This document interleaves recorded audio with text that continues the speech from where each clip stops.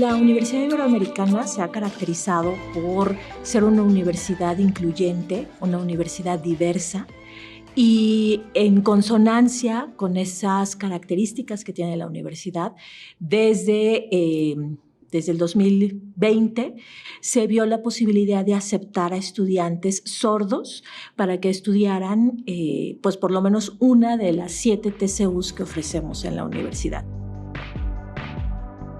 La carrera técnica en hoteles y restaurantes es de la primera que existe en la Ibero. Llevamos 10 años formando estudiantes y consta de 4 semestres presencial y un semestre, que es el quinto, que salen a hacer sus estadías profesionales. En el 2021 recibimos a 3 alumnos sordos que pasaron por un proceso de admisión prerequisito para poder presentar el examen. Una vez que pasan el proceso, ¿sí? Empieza la dinámica de cómo integrarlos con un grupo de oyentes. ¿Sí? Fue muy difícil. Al principio fueron rechazados por los oyentes, entonces no fue nada fácil, fue mucha tarea con los maestros, las maestras, para que se lograra esa integración. Hicimos talleres de integración para que existiera esa empatía por parte tanto de los alumnos oyentes con los alumnos sordos.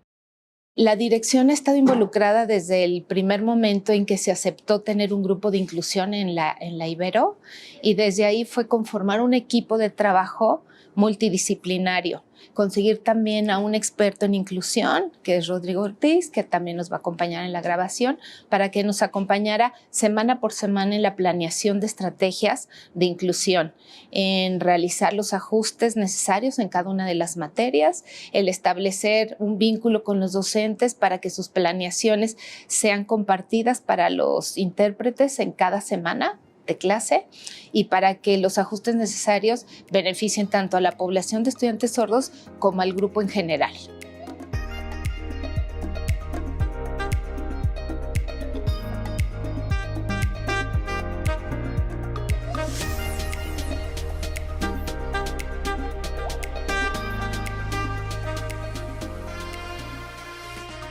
Como es la primera vez que los docentes o los estudiantes sin discapacidad iban a trabajar con los chicos sordos, ya a la inversa, los chicos sordos era la primera vez que iban a estar con estudiantes sin discapacidad o con profesores que no dominan la lengua de señas, pues entonces es un trabajo previo de sensibilizar y tratar de concientizar a los profesores y explicarles un poco de cuál es la realidad de la cultura sorda. Es decir, que a lo mejor pensamos que la discapacidad auditiva no es tan limitante, porque pues asumimos que nos podemos comunicar de manera escrita o que ellos van a dominar la lectura labiofacial, pero no es así. Entonces ellos están como muy aislados y no han tenido como esa oportunidad de convivir con personas oyentes, tan sencillo que no dominan el español escrito, ¿no? Entonces eso va a ser una gran barrera si se les empiezan a dejar tareas o se les piden trabajos escritos, porque apenas ellos están empezando a aprender español escrito. Fue todo un reto. En un principio me generó como mucha angustia, la incertidumbre de no saber qué hacer o cómo hacer. Bueno, para mí participar en un grupo de inclusión creo que era un tema hasta motivante, y para mí era algo que al final me daba una área de oportunidad, y querer ayudar en este tipo de cosas siempre me ha gustado. Fue un gran reto cambiar mi mente, paradigmas y sobre todo cambiar el chip, ¿no? No ser tan cuadrada y saber que hay algo más. Y sobre todo este tema de la educación, podemos aportar y hacer algo para que ellos aprendan y puedan tener mejores oportunidades. A veces nosotros nos ponemos en la postura cómoda de que las personas que tienen alguna discapacidad se adapten a nuestro mundo, cuando en realidad nosotros también tenemos que hacer adaptaciones para facilitar esa comunicación, o sea, es de ambos lados. Sí, entonces tuvieron una preparación con intérprete para que supieran y tuvieran más información de lo que se iban a presentar en la carrera. tuvieron clases de matemáticas, de contabilidad, de administración y una especialidad que iba hacia la parte de hoteles y restaurantes.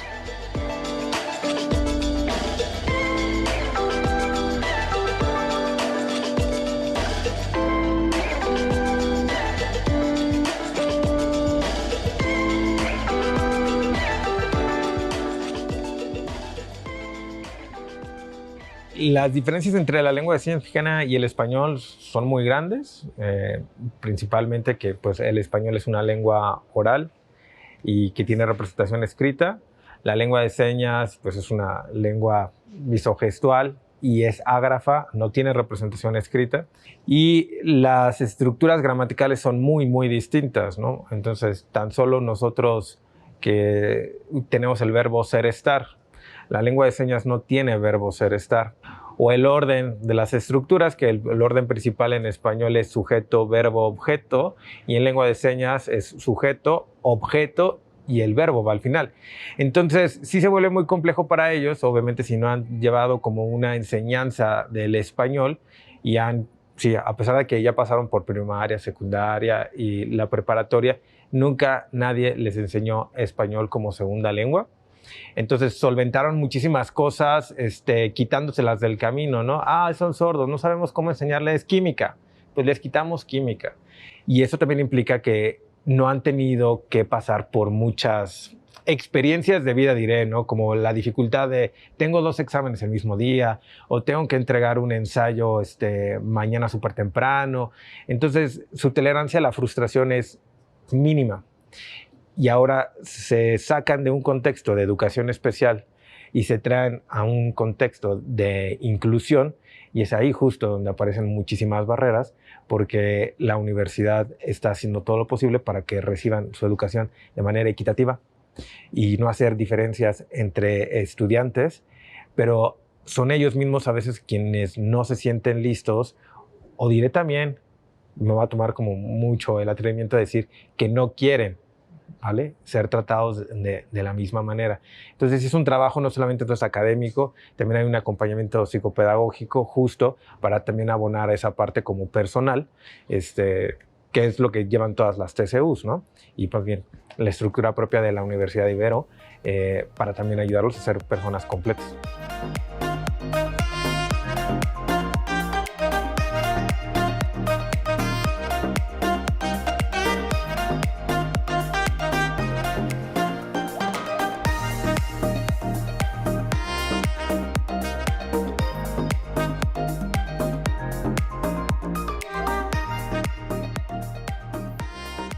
Ha sido todo un proceso, mucho trabajo con los maestros, las profesoras, que aparte de que trabajan en hoteles y restaurantes, vienen a dar sus clases en un horario de 7 a 10 de la noche o en sábados de 8 a 2 de la tarde, y también tienen que preparar sus materiales, sus clases, con subtítulos en caso de que van a pasar un video.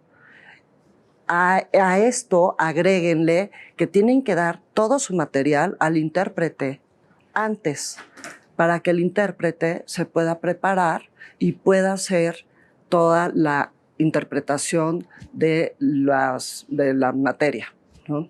El intérprete es una parte clave.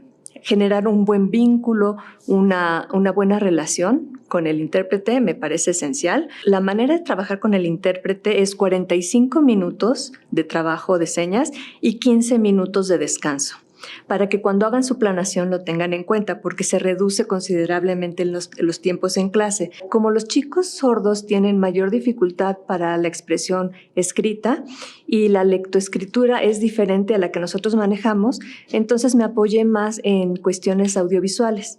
Y entonces, al utilizar la parte audiovisual, principalmente en videos de YouTube, siempre elegía los que tenían subtítulos o procuraba que tuvieran subtítulos, para que ese tiempo fuera un descanso para la intérprete y para que los chicos pudieran entender más mientras leían, veían, y el movimiento ayudaba para que ellos entendieran conceptos que, por ser abstractos en mi materia, era más difícil que pudieran entender. Desarrollé una clase para los sordos, pero que al mismo tiempo pues, el alumno que no tiene alguna condición, pues no tendría por qué tener ninguna diferencia.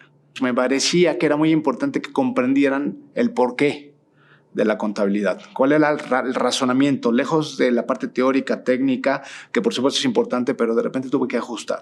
Dentro de todos los conceptos técnicos, en el lenguaje de señas no hay como un tema de determinar la cuenta, por ejemplo, o el activo o el pasivo. Entonces ella tenía que entender cuál era el sentido para poder hacer la traducción. Ser muy concisa, no tener que ir brincando de un tema a otro, pensar mucho en lo simple, ¿no? De este tema de volver a lo básico. Textos muy cortos, muy concisos, detalles tan simples como el tener en los videos subtítulos, hacerlos, atreverse a trabajar en equipo, que muchas veces sentí el miedo de yo no puedo, cómo nos pone estos retos, pero era parte de, ¿no? Era forzarlos a que ellos también se atrevieran a hacer algo diferente. Tenemos palabras muy técnicas en hoteles y restaurantes. De hecho, muchas son ya sea en francés como sommelier o en inglés que room service, ¿no? Entonces son palabras que no están en español y nosotros las damos por hecho, ¿no? Pero ya ponerla en lengua de señas se complica un poco más. Tuvieron que desarrollar una habilidad para entender algo totalmente desconocido, como era la justicia, por ejemplo, y por otro lado, ponerse de acuerdo entre ellos con la intérprete para generar un signo que representara la justicia. Realmente empezamos desde el primer semestre en diálogo con cada uno de los docentes, profesoras y profesores de materias específicas de hoteles y restaurantes, donde detectamos que eran palabras muy novedosas para los estudiantes, ¿no? Un ejemplo puede ser garrotero, puede ser sommelier. Ahora nos hemos encontrado con tecnicismos como qué significa pollo, que es el cepillito que recoge las migajas de las mesas, y todos estos nuevos conceptos habría que tener una seña para ellos. No existían en el vocabulario que ellos dominaban. Es por eso que decidimos hacer una recolección a partir de cada docente. Los intérpretes que tenemos para los dos grupos de materias nos han ayudado a conformar la lista definitiva y han trabajado con los estudiantes sordos en crear esa nueva configuración, una nueva seña para una nueva palabra en esta comunidad de estudiantes, ya específicamente en la profesión de hoteles y restaurantes. Públicos externos. Su seña es...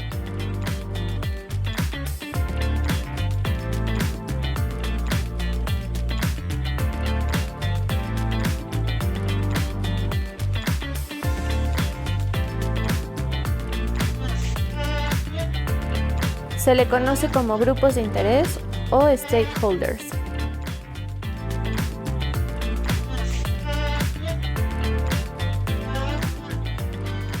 Pero hay muchísimos conceptos que no existe una restitución directa en lengua de señas. De ahí, pues entonces la dificultad, porque si el profesor dice garrotero y no hay una seña para garrotero, entonces lo que tiene que hacer el intérprete es deletrear. Y entonces es como si a nosotros en clase nos empezaran a deletrear palabras. No vamos a tener un aprendizaje significativo porque solamente vamos a ver letras y eso lo vuelve todavía más complejo, ¿no? Memorizar letras y el significado de esa letra, o tendríamos que estar acudiendo constantemente a un diccionario, etcétera. Entonces es muy pesado. Bueno, definitivamente hacer unas listas acotadas porque había una infinidad de términos que ellos no dominaban, pero nos quisimos dedicar a seleccionar los que son propiamente y específicamente de la carrera de hoteles y restaurantes, los que van a ser muy útiles para ellos en su campo laboral, y desde ahí depuramos esta lista, y porque también los estudiantes no pueden retener en la memoria de repente 200 palabras nuevas, ¿no? Entonces, las que sean las más sobresalientes, las imperdibles, así les queremos llamar, son esas las que van a configurar este listado.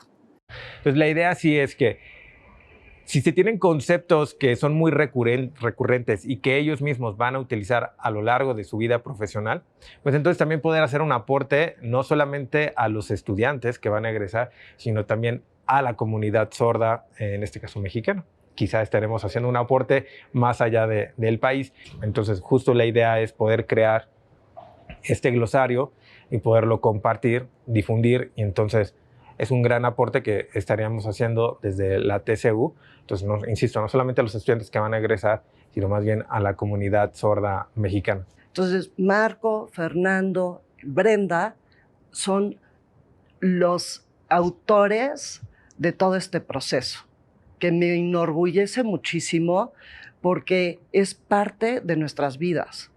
Y ahora vemos un resultado increíble porque hay chavos o estudiantes que ya empiezan a hacerse de señas para poder estar en comunicación con sus compañeros.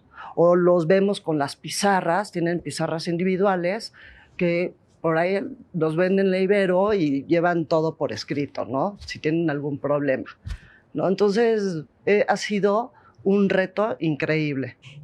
Esta experiencia me trajo retos, me hizo pensar, me hizo repensar y vivirlo tratando de dar lo mejor de mí. No, hombre, bueno, quedarme con una experiencia maravillosa primero de ser pioneros como universidad con este tipo de inclusiones y ser parte de esto, pues la verdad es que hace un poco esta satisfacción de este lado de la docencia. Entonces me quedo con que también logré que la gente entendiera la contabilidad de otra manera y eso también es una satisfacción. Pero formar parte de esto y que los chicos al final entendieran la contabilidad como es básica, ¿no? Para ellos, la verdad es que me quedo con una maravillosa experiencia. Que la inclusión es esencial, que todos tenemos que aprender a pensar en grupo, principalmente, en que no debemos dividirnos por tener características diferentes o maneras de vivir diferentes, y que la inclusión nos permite a nosotros identificar lo que como sociedad estamos dejando fuera. Pues yo diría que básicamente a partir del trabajo que hemos logrado hacer como trabajo interdisciplinario en la universidad, mirar a futuro para lograr el diseño universal. Es decir, que todas las clases y las aulas y los docentes estén preparados para todo tipo de personas, para todo tipo de aprendizajes y que sea la inclusión a su máxima expresión para todos y todas.